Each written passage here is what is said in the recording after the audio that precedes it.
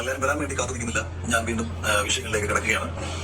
കഴിഞ്ഞ ദിവസം ഞാൻ സംസാരിച്ച വിഷയങ്ങൾ എത്രത്തോളം പുറത്ത് ചർച്ചാ വിഷയമായിട്ടുണ്ട് എന്നുള്ളതിന്റെ വ്യക്തമായ ബോധ്യത്തിന്റെ അടിസ്ഥാനത്തിൽ നിലവിലെ ഇപ്പോൾ സംസാരിക്കാൻ വന്നിട്ടുള്ള കാര്യം ഒന്ന് രണ്ട് ക്ലാരിറ്റി ആ വിഷയത്തിൽ കൊടുക്കണം. അതായത് എന്റെ ഒപ്പം മത്സരിച്ച മത്സരാർത്ഥികൾ ഉൾപ്പെടെ ചില ആൾക്കാർക്കിടയിൽ ഒരു ചെറിയൊരു തെറ്റിദ്ധാരണ വന്നേക്കുന്നു. എല്ലാ സ്ത്രീകളെയും ഞാൻ ആക്ഷേപിച്ചു എന്ന ഒരു പുതിയ ഒരു അജണ്ട സൃഷ്ടിച്ചുകൊണ്ട് ഇവരുടെ ചില ആൾക്കാർ പുറത്തിറങ്ങിയിട്ടുണ്ട്. ഇനി അങ്ങോട്ടുള്ള എല്ലാ കാര്യങ്ങൾക്കും, അതായത് ഇപ്പോൾ സിബിനെ പുറത്താക്കിയ സമയത്ത് സിബിനെതിരെ വ്യാജ പ്രചരണങ്ങൾ അഴിക്കാൻ വേണ്ടിയിട്ട് തന്നെ ഞാൻ പറഞ്ഞല്ലോ, ചാനലിലെ ചില കക്ഷികൾ, പ്രത്യേകിച്ച് രണ്ടുപേർ, ഈ രണ്ടുപേരുടെ ഭാഗത്ത് നിന്ന് സിബിനെതിരെ തന്നെ ഓൾറെഡി വ്യാജ പ്രചരണങ്ങൾ ആരംഭിച്ചു കഴിഞ്ഞു.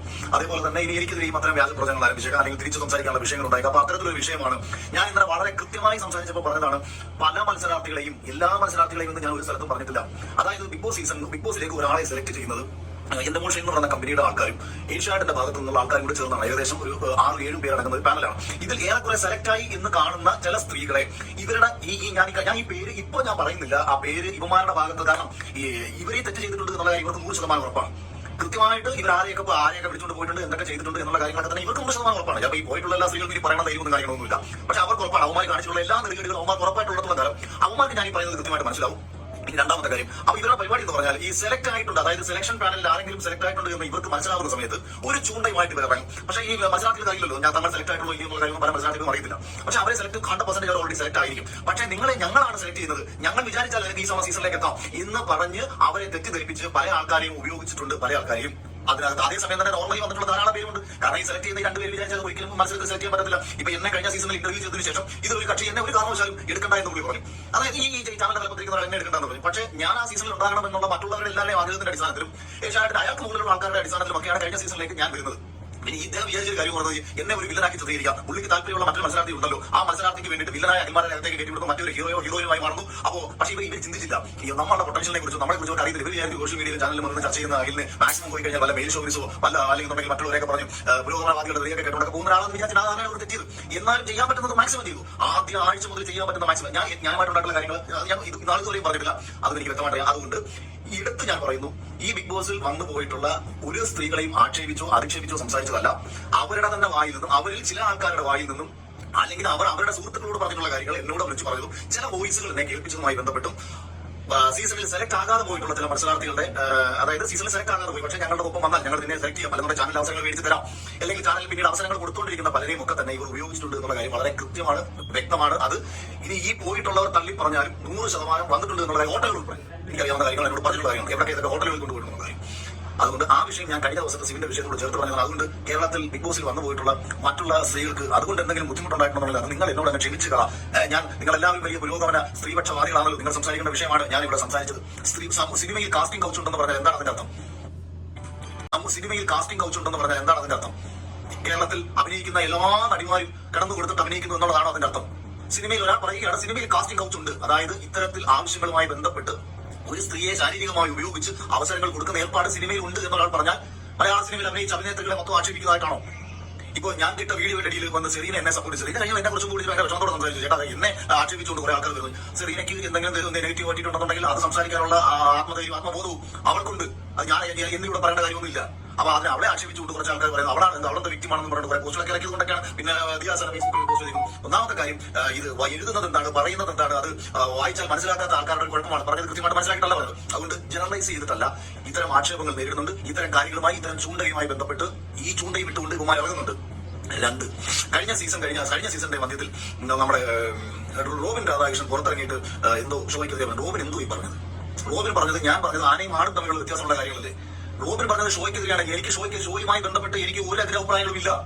ഞാൻ ഒരിടത്ത് പോലും ഷോയുടെ സ്വഭാവത്തെ കുറിച്ചോ ബിഗ് ബോസ് സീസണെ കുറിച്ച്, ഞാൻ സീസൺ 6 നാളെ കൊടുത്തുകൊണ്ടിരിക്കുന്ന ഒരു ഷോ ആണ് എന്ന് ഞാൻ പറഞ്ഞത് മാത്രമാണ്. അതായത് ഈ ലോകത്ത് ഒരിക്കലും ബിഗ് ബോസ് ഇറക്കരുതെന്നൊന്നും അല്ല എന്റെ അഭിപ്രായം.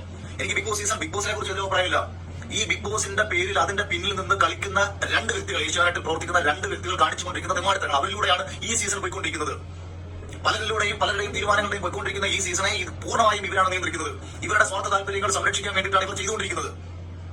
റോബിൻ എന്താണ് പുറത്തിറങ്ങിയിട്ടാന്ന് പറഞ്ഞത്? ഇത് എഡിറ്റഡ് ആണ്, ഇത് ഉടായ്പാണ്. ഞാൻ വാങ്ങി തോന്നുന്നു ഇവരൊക്കെയാണോ എഡിറ്റഡാണ്, അത് അവരുടെ ഇഷ്ടമാണ്. ഒരു ഷോ എഡിറ്റ് ചെയ്യാൻ അവകാശം അവർക്കില്ലേ? അവർ ചെയ്യുന്ന ഷോ എഡിറ്റ് ചെയ്യും.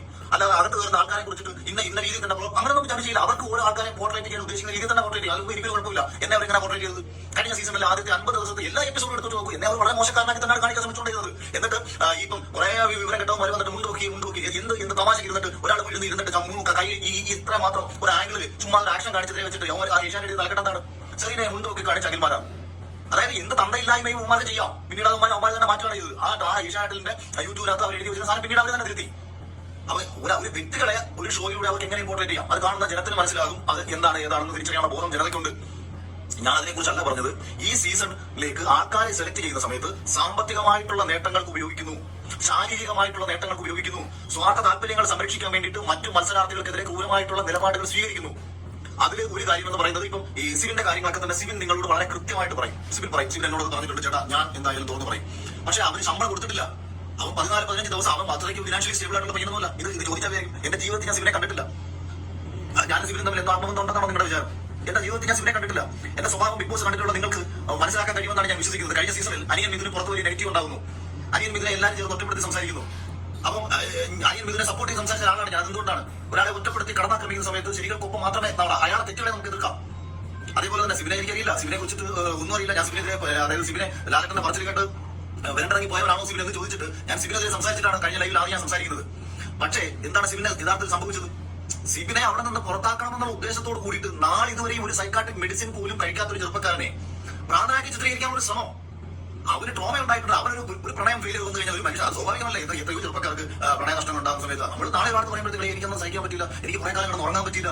ഇതൊക്കെ വളരെ കാഷ്വലി നമ്മളെല്ലാവരും നമുക്കൊരു വിഷമം ഉണ്ടാകുന്ന സമയത്ത് പറയുന്നത്, നമുക്ക് വേണ്ടപ്പെട്ട മരിച്ചു പോയി കഴിഞ്ഞാൽ നമ്മൾ അതേ ട്രോമയിലേക്ക് നമ്മൾ കുറച്ച് നാൾ പോകും. അതിനകത്ത് നമ്മൾ സൈക്കാട്രിക് മെഡിസിൻ എടുത്ത് കഴിച്ചിട്ട് ഏതെങ്കിലും ഹോസ്പിറ്റലിൽ അഡ്മിറ്റ് ആവുക, കുറെ ആൾക്കാർക്ക് മുമ്പിൽ നമ്മൾ ഭ്രാന്തനാക്കി കുറെ ആൾക്കാർ ചിത്രീകരിക്കാൻ അവസരം ഉണ്ടാക്കി കൊടുക്കുക. അപ്പൊ സിവിന്റെ കേസിൽ സംഭവിച്ചത് അവന് കുറെ വിഷമങ്ങൾ വന്നു. വിഷമങ്ങൾ വന്ന സമയത്ത് അവൻ ഹൗസിൽ ഇരുന്നിട്ട് എനിക്ക് ഇറങ്ങി, ഇത് ഞാൻ പറഞ്ഞിട്ടില്ലേ, ഇത് ഹൗസിനകത്ത് ഞാൻ എത്രയും പ്രാവശ്യം പറഞ്ഞിട്ടുണ്ട്, ഞാൻ എനിക്ക് ഇറങ്ങി പോകണം. കാരണം എന്താ, എനിക്ക് മത്സരിക്കാൻ സ്ട്രോങ് ആയിട്ട് മത്സരാർത്ഥികൾ ഇല്ല എന്നുള്ള ഫീൽ. ഏതെങ്കിലും മത്സരാർത്ഥികളെ കളിച്ച് തോപ്പിക്കുമ്പോൾ ഞാൻ എക്സൈറ്റ്മെന്റ് കണ്ടെത്തുന്നില്ല. എനിക്ക് ശക്തരായ മത്സരാളികളോട് മത്സരിക്കാനാണ് എന്റെ ഒരു പേഴ്സണൽ ഇഷ്ടം. അപ്പൊ ഇത് തന്നെ ഞാൻ ബിഗ് ബോസ് അടുത്ത് പോയി പറയുന്നുണ്ട്. മറ്റുള്ള ആൾക്കാർക്ക് കിട്ടുന്ന നേട്ടം ഞാനായിട്ട് തള്ളിക്കളയുന്നില്ല. ബിഗ് ബോസ് ഞാൻ ഇറങ്ങി പോകണം, അവർക്ക് ഒരുപാട് ആഗ്രഹങ്ങളുള്ളവരാണ്. ഞാൻ പുറത്ത് എന്റെ കാര്യങ്ങൾ ഞാൻ പോയി ചെയ്യാം. ഇതാണ് ഞാൻ കൺഫ്യൂഷൻ പോയി സംസാരിക്കും. ഞാൻ കരഞ്ഞിട്ട് ഞാൻ കൺഫ്യൂഷൻ പോയി സംസാരിക്കുന്നത് എന്റെ കാര്യമല്ല അവിടെ ഞാൻ പറഞ്ഞത്. മറ്റ് മത്സരാർത്ഥികൾക്ക് എന്തെങ്കിലും നേട്ടം ഉണ്ടായിക്കോട്ടെ, ഞാൻ പുറത്ത് അച്ചീവ് ചെയ്തോളാം. ഇതാണ് ഞാൻ പോയി പറഞ്ഞത്. ഇതെല്ലാവർക്കും ഒരു പിന്നെ ഈ സിവിൻ കാണിച്ചു എന്ന് പറഞ്ഞ സിമ്പിൾ കഴിഞ്ഞ സീസണിൽ അത് റിപ്പീറ്റ് ആയിട്ട് കാണിച്ച ഒരാൾ വിനോഷായിരുന്നു. എന്റെ മുഖത്ത് നോക്കി ശോഭ ചെയ്ത് കാണിച്ചിട്ടുണ്ട്. ഞങ്ങൾ ആരും ഇതൊന്നും ഇത്ര വലിയ കാര്യമായിട്ട് കൊണ്ട് നടക്കുകയോ അതിനെതിരെ ബിഗ് ബോസിന്റെ ഭാഗത്ത് നടപടി ഉണ്ടാവുകയോ ഒന്നും ചെയ്തിട്ടില്ല. അപ്പൊ അതെന്തോ ഭയങ്കര, അതായത് ബിഗ് ബോസിൽ ഒരു കാലത്തും ചെയ്താൻ പറ്റാത്ത ഒരു ആംഗ്യം കാണിച്ചു. അത് ലാലേട്ടൻ ചോദിക്കും, എന്ത് മണ്ണാങ്കട്ടൊക്കെയാണ് ചോദിക്കുന്നത്? അതെന്താ ചോദിക്കേണ്ട കാര്യം? ബിഗ് ബോസിനകത്ത് വരുന്ന ഒരാൾ പറച്ചിലേട്ടായിരിക്കും. ബിഗ് ബോസ് സീസൺ 6 അത്രയേറെ കുടുംബ പ്രേക്ഷകർക്കിടയിലും കാണിച്ചുകൊണ്ടിരിക്കുന്ന മാന്യതയും മര്യാദയും കണ്ടിട്ട് ജനത്തിക്കൊണ്ടിരിക്കുന്ന മാന്യതയും മര്യാദയും കണ്ടിട്ട് ജനതയ്ക്ക് ഈ ഒരു കൊച്ചു തെറ്റ് കണ്ടപ്പോഴത്തേക്ക് ജനതയ്ക്ക് സഹിക്കാൻ പറ്റില്ല. സിബിനെ എന്ത് തെമ്മാടിത്തരമാണ് കാണിച്ചത് എന്ന് തോന്നിയതുകൊണ്ടാണോ ലാലേട്ടനെ കൊണ്ട് ചോദിപ്പിക്കുന്നത്, അല്ലെങ്കിൽ ബിഗ് ബോസ് ആ സമയത്ത് ഇടപെടുന്നത്? ഞാൻ കഴിഞ്ഞ സീസണിൽ കാണിച്ചിട്ടുണ്ട്, ആ സമയത്ത് ആരും ഇടപെട്ടിട്ടില്ലല്ലോ. പിന്നെ അതാണ് ഞാൻ പറയുന്നത്, സീസണിൽ അവർക്ക് വേണ്ടപ്പെട്ട ആൾക്കാരെ ഫേവർ ചെയ്ത് അവർക്ക് ചില കാര്യങ്ങൾ കൊണ്ടുപോകാൻ പറ്റും. അത്തരം കാര്യങ്ങൾ അവർ ചെയ്യാം. അപ്പൊ ഈ രണ്ട് കാര്യങ്ങൾ ഞാൻ കുറച്ചുകൂടി ഡീറ്റെയിൽ ആയിട്ട് പറയാൻ. ഇന്നലെ എനിക്ക് കേട്ടപ്പോൾ ഒരു ചെറുപ്പക്കാരനെ ഭ്രാന്തനാക്കി ചിത്രീകരിച്ചുകൊണ്ട് സ്വന്തം താല്പര്യങ്ങൾ സംരക്ഷിക്കാൻ വേണ്ടി ഒരു ഷോയിൽ നിന്ന് പുറത്താക്കി അവന്റെ വീട്ടിൽ വിളിച്ചിട്ട് പോലും ഒരു ഭ്രാന്താന്ന് പറഞ്ഞു. ഈ ഒരു മനുഷ്യൻ സൈക്കാട്രിക് മെഡിസിൻ കഴിച്ചാൽ തന്നെ ഭ്രാന്താവും. ഞാൻ അഡ്മിഷനിൽ വർക്ക് ചെയ്തു, ഒരു വർഷം അവിടെ വർക്ക് ചെയ്ത ഒരു മെഡിക്കൽ റെപ്രസെന്റേറ്റീവ് ആണ് ഞാൻ. അതുകൊണ്ട് തന്നെ നമ്മൾക്ക് ഇതൊന്നും ഇല്ലെങ്കിലും ഒരു സൈക്കാട്രിക് മെഡിസിൻ ഒരു പ്രശ്നങ്ങളും തയ്ക്കുകയില്ല, അല്ലെങ്കിൽ ശാരീരികമായിട്ട് മാനസികമായിട്ട് ഇല്ലാത്തൊരു മനുഷ്യൻ ഇത്തരം ഡ്രഗ് കഴിച്ചാൽ സ്വാഭാവികമായിട്ട് പ്രശ്നങ്ങൾ ഉണ്ടാവും. അപ്പൊ അവര് ഡ്രഗ് കൊടുക്കാൻ പറഞ്ഞത് ഡോക്ടറെ കാണുന്നതിന് മുൻപ് ഡ്രഗ് കഴിക്കണമെന്നാണ് പറയുന്നത്. അതായത് എന്നിട്ട് വീട്ടിൽ വെച്ചിട്ടാ പറഞ്ഞത് അവന്റെ. അതിനിടയ്ക്ക് ചെറുപ്പക്കാരന്റെ അച്ഛന് അറ്റാക്ക് വന്നു. പുള്ളിക്ക് ഇപ്പം ബൈപ്പാസ് സർജറി ആയിട്ടിരിക്കുകയാണ്. അപ്പൊ ഇങ്ങനെ ഇരിക്കുന്ന ഈ സാഹചര്യത്തിൽ അവന്റെ വീട്ടുകാരെ കൊണ്ട് വിളിപ്പിക്കുകയൊന്നും ചെയ്തിട്ടില്ല. തുടക്കത്തിൽ ജാസ്മിൻ എന്തോ വിഷമം വന്നെന്നോ അച്ഛൻ എന്തോ പ്രശ്നം വന്നോ തുടക്ക സമയത്ത് തന്നെ മത്സരത്തിലോട്ട് കയറി ആദ്യത്തെ 2 ആഴ്ചക്കുള്ളിൽ തന്നെ അങ്ങനെ കണക്ട് ചെയ്യാനുള്ള അവസരം ഉണ്ടാക്കി കൊടുക്കുന്ന അതേ ഷോയുടെ ആൾക്കാർ സിവിന്റെ അച്ഛൻ അറ്റാക്ക് വന്നിട്ട് അവനെ അറിയിക്കുന്നില്ല. ഇതെന്തുകൊണ്ടാണെന്ന് ചോദിച്ചാൽ പണവും പെണ്ണും, ഇത് രണ്ടും ഫോക്കസ് ചെയ്ത് അതിന്റെ പിന്നിൽ പ്രവർത്തിക്കുന്ന ആൾക്കാർ.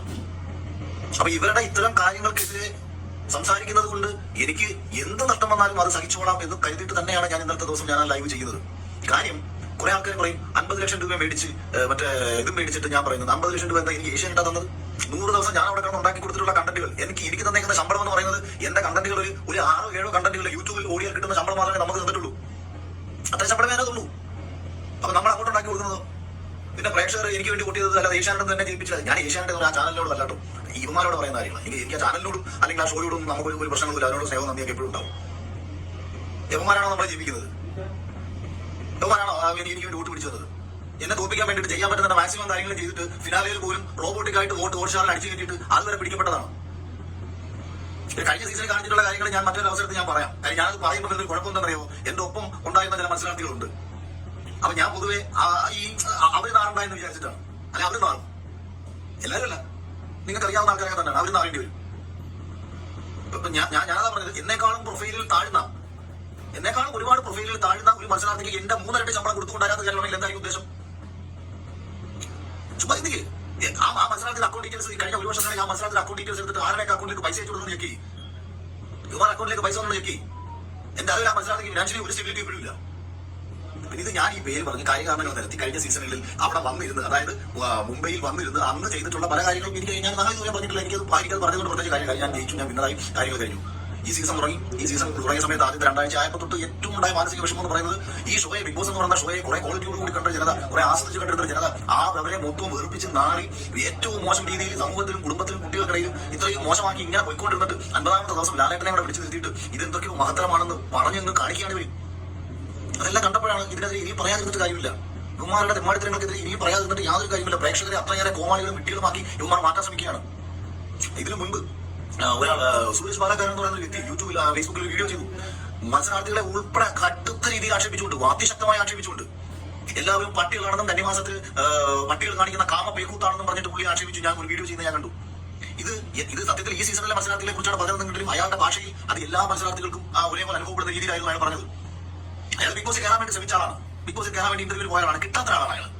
അപ്പം അയാൾക്ക് അയാളുടെ ഫ്രസ്ട്രേഷൻ കൊണ്ട് പറയുന്നതാണെങ്കിലും പറയാം. പക്ഷേ അതിനടിയിൽ വരുന്ന കമന്റുകൾ അയാൾ അനുകൂലിച്ചുകൊണ്ടാണ്. അയാൾ പറഞ്ഞ വ്യക്തിപരമായിട്ട് ഈ സീസണെ കുറിച്ച് പറഞ്ഞാൽ ഞാൻ യോജിക്കുന്ന കാര്യങ്ങളാണ്. ഇതെല്ലാം മനസ്സിലാക്കിയിട്ടും ഏഷ്യാനെറ്റിന്റെ ഭാഗത്തുനിന്നോ ബിഗ് ബോസിന്റെ അണിയറ പ്രവർത്തകരുടെ ഭാഗത്തുനിന്നോ ഇത് ഒരു വെറും വൃത്തിയുള്ള ഷോ ആക്കി കൊണ്ടുപോകാനുള്ള ഉദ്ദേശമില്ല എന്ന് മാത്രമല്ല, ഒരുവിധം വൃത്തിയായി എന്ന് തോന്നിയത് ഈ വൈൽഡ് കാർഡിൽ ഇവരൊക്കെ ഭാഗത്തേക്ക് കയറിയ സമയത്ത് ചെറിയ പ്രതീക്ഷകൾ കൊടുത്ത മത്സരാർത്ഥികളെ ഒറ്റയടിക്ക് അടിച്ചില്ലാതാക്കാൻ ശ്രമിച്ചു. അഭിഷേക് ശ്രീകുമാർ എന്ന ചെറുപ്പക്കാരൻ അവന്റെ ആദ്യത്തെ സ്പീച്ച് കണ്ട സമയത്ത്, ഞാൻ അതിന്റെ കട്ട്സ് ഞാൻ കാണുന്ന സമയത്ത് ഞാൻ എന്റെ ഒരു സുഹൃത്തിനോട് പറഞ്ഞത്, എന്നിലെ ഒരു ഫയറുള്ള ഒരു അഖിൽമാരെ അവനിൽ ഞാൻ കണ്ടു എന്നാണ്. അതായത് ഞാൻ പറയുന്നത് പോലത്തെ തമാശ പറയാനോ അല്ലെങ്കിൽ നമ്മുടെ കലാപരമായിട്ടുള്ള ആക്ടിവിറ്റീസ് ഒക്കെ ഉണ്ടോ ഇല്ലെന്ന് എനിക്ക് അറിയില്ലെങ്കിലും ഞാൻ ചില സമയത്ത് ഫയർ ചെയ്ത് സംസാരിക്കുമ്പോൾ നമുക്ക് വരുന്ന ഒരു ആറ്റിറ്റ്യൂഡിലും അല്ലെങ്കിൽ നമ്മുടെ ഉള്ളിൽ വരുന്ന ഒരു ബോധം, ഒരു നീതിബോധത്തിന്റെയും ഒരു ഫയർ ഞാൻ കണ്ട ഒരു ചെറുപ്പക്കാരനായിരുന്നു അഭിഷേക് ശ്രീകുമാർ എന്ന് അവന്റെ ഫസ്റ്റ് ദിവസം കണ്ടപ്പോൾ ഞാൻ 1-2 പേർക്ക് ഞാനും പറഞ്ഞു, ഒരു മെയിൽ ഷോവനിസ്റ്റായ അഖിൽമാരാൽ അവനിലുള്ള എന്ന് ഞാൻ കുറച്ച് പേരെടുത്ത് പറഞ്ഞിട്ടുണ്ടായിരുന്നു. പക്ഷെ അവൻ പൊങ്ങുമെന്ന് കണ്ട ഘട്ടത്തിൽ അവനെ അടിച്ചിരുത്തി. അപ്പോൾ ഞാൻ ആരും യെല്ലോ കാർഡ് പിന്നാണ് എനിക്ക് മനസ്സിലായത് യെല്ലോ കാർഡ് കൊടുത്ത് അടിച്ചിരുത്തിയതാണ്. അപ്പം 2000 അങ്ങനെ. അപ്പൊ ഇത്തരത്തിൽ ഓരോ മത്സരാർത്ഥികളെയും ഒതുക്കി ഒരു ഷോയെ കംപ്ലീറ്റ്ലി 1-2 പേരിലേക്ക് ഫോക്കസ് ചെയ്ത് കൊണ്ടുപോവാണ്. അതിനുള്ള കാരണമൊക്കെ എനിക്കറിയാമെന്ന് ഞാൻ ഈ പറയുന്ന കേൾക്കുന്ന നിങ്ങൾ അറിഞ്ഞു. നിങ്ങൾ പ്രേക്ഷകരല്ല കേട്ടോ, പ്രേക്ഷകരല്ല. ചാനലിനെ നശിപ്പിക്കാൻ വേണ്ടി ചാനലിൽ കൈ കൂടിയിരിക്കുന്ന 2 പേർ, ഒരുത്തനേറെ റിട്ടയറായി. അതിന് കാര്യമില്ല. പിന്നെ ഒരു കാര്യം കേട്ടോ, ഇന്നലെ രാത്രി തൊട്ട് പ്ലാനിങ് ആയിരിക്കും എങ്ങനെ എന്നെ നശിപ്പിക്കാം, എന്നെ എങ്ങനെ തകർക്കാമെന്നുള്ള പ്ലാനിങ് ആയിരിക്കും. ഞാൻ ആദ്യമേ പറയുന്നത് തകരാൻ തയ്യാറാണ്, ഒരു പ്രശ്നമില്ല, 100% തകരാൻ തയ്യാറാണ്. എനിക്ക് എന്റെ ഭാര്യയ്ക്ക് 2 വീടും ഈ നാട്ടിൽ കിടപ്പുണ്ട്, അത്യാവശ്യം വസ്തുക്കൾ നാട്ടിൽ കിടപ്പുണ്ട്, റബ്ബർ വെട്ടിവിറ്റാലും അവർക്ക് ജീവിക്കാൻ പറ്റും. അതുകൊണ്ട് തയ്യാറാണ് സുഹൃത്തുക്കളെ. തകർക്കാൻ എത്ര ശ്രമിച്ചാലും ഒരുത്തൻ ഞാൻ പണ്ട് രാഷ്ട്രീയത്തിൽ പ്രവർത്തിച്ച സമയത്ത്, ഞാൻ രാഷ്ട്രീയത്തിലേക്ക് ഇറങ്ങിയ സമയത്ത് എന്നെ വിളിച്ച് കുറച്ച് പേര് ഭീഷണിപ്പെടുത്തി, കൈയും കാലം തല്ലി പിടിക്കുന്നു. ഞാൻ അവരോട് പറഞ്ഞു, എടാ മരിക്കാൻ തീരുമാനിച്ചാണ് രാഷ്ട്രീയ പ്രവർത്തനത്തിന് ഇറങ്ങിയത്, മരിക്കാൻ തീരുമാനിച്ചവനെ കൈയും കാലം തല്ലി പിടിക്കുന്നതിന് ഭീഷണിപ്പെടുത്തില്ലേ എന്ന് ഞാൻ അന്ന് അവരോട് പറഞ്ഞു. എന്റെ ധൈര്യമായിരുന്നു, ഏത് നിമിഷവും മരിക്കാൻ തയ്യാറായിക്കൊണ്ടാണ് അന്ന് രാഷ്ട്രീയ പ്രവർത്തനത്തിന് ഇറങ്ങിയത്. അതുപോലെ തന്നെ ഇത് പറയാൻ നിങ്ങൾ ചിന്തിക്കുന്നുണ്ടോ, ഞാൻ ഈ ഇങ്ങനെ ഒരു കാര്യങ്ങൾ പറയുമ്പോഴത്തേക്ക് ഇവരെ നിശബ്ദരായിട്ടിരിക്കുമെന്നും ഇവരെനിക്കെതിരെ ഒന്നും ചെയ്യാതിരിക്കുമെന്നും.